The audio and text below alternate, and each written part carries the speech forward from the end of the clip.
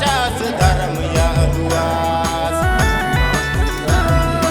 एकजुट नाना के धर्म कथन तेंगनम है माजीनु बार चास धर्म या दुआस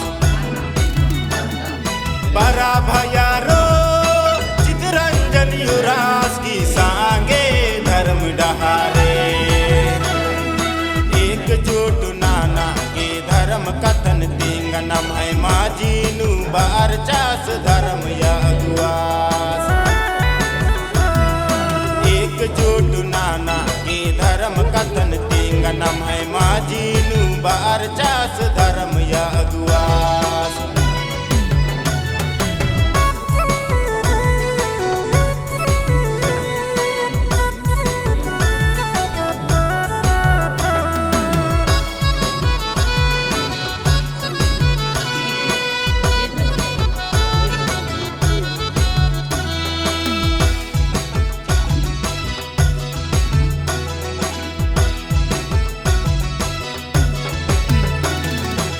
पपलनियंबर की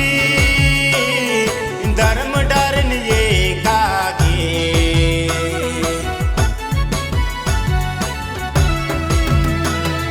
येड़ पपलनियंबर की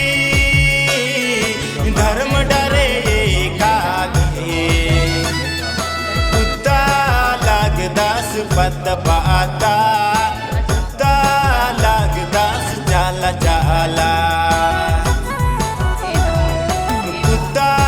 लगदास पत पाता कुत्ता लगदास जाला जाला बरा भयारो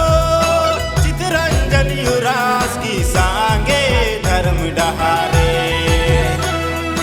एकजुट नाना के धर्म कथन तेंगा नम है माजीनु बार चास धर्म या अगुआस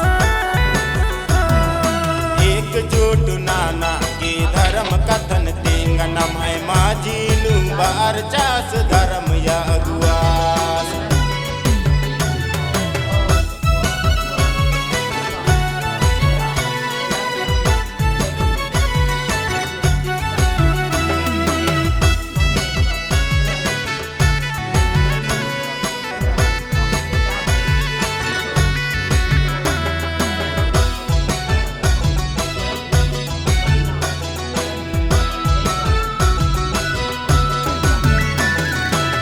मिनती बार आकी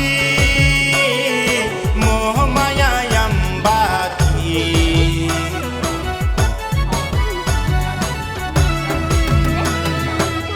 मिनती बार आकी मोह माया यम्बाती मेखा लगदास जाला डोंका मेखा लगदास धर्म या अड्डा लगदास जाला डोंका मेखा लगदास धर्म या अड्डा बरा भयारो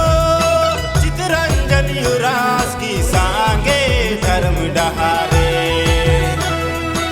एकजुट नाना के धर्म कथन तेंगा नम है माजीनु बार चास धर्म या अगुआस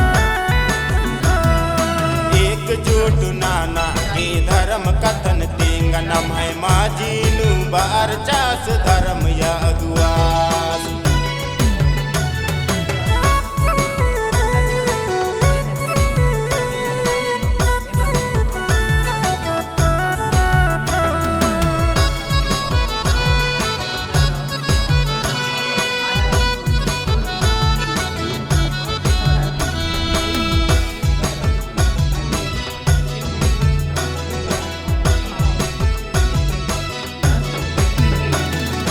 धर्म कथन में नार की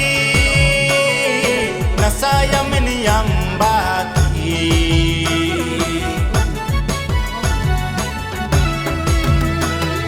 धर्म कथन में नार की